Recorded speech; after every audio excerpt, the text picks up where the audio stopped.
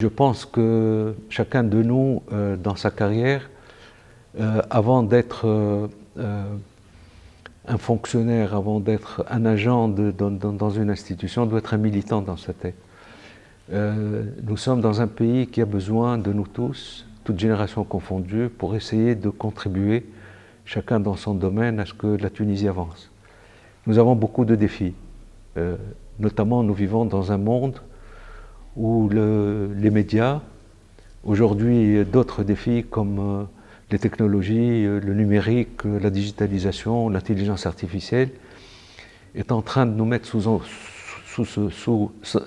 une emprise à laquelle on ne trouve peut-être pas si on n'est pas formé, si on n'est pas prêt, si on n'est pas vigilant, on ne pourra jamais y faire face d'une manière positive.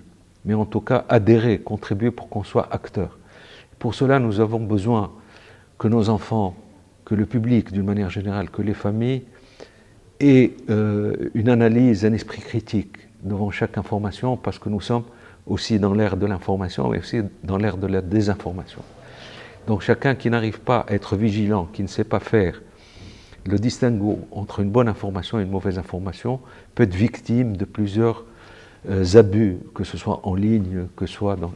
Donc ceux qui adhèrent à ce réseau ont une mission de vie, pas uniquement une mission d'une ONG, c'est une mission militante de vie où il va contribuer à changer les comportements, à élever le niveau intellectuel, afin que nos jeunes, qui sont les ressources fondamentales, les ressources humaines, soient des gens qui sont intégrés, insérés dans la logique du XXIe siècle. Le XXIe siècle a plusieurs défis.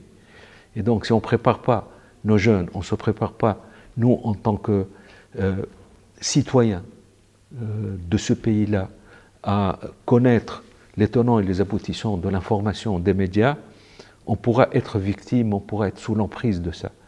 Donc, mon message, c'est que chacun de vous essaye d'être engagé dans une mission sociale d'éducation et de promotion de l'éducation. Parce que le seul élément, la seule vérité, c'est qui puisse changer les comportements, soit des enfants, des adultes, c'est la communication.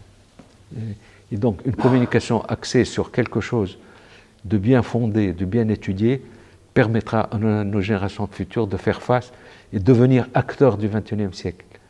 Et là, on trouve en Tunisie des ressources extraordinaires parmi nos jeunes qui sont soit dans la formation, soit dans des start-up, dans l'invention, pas dans la consommation, mais dans la production, mais aussi dans l'intelligence, à la fois émotionnelle et l'intelligence aussi rationnelle.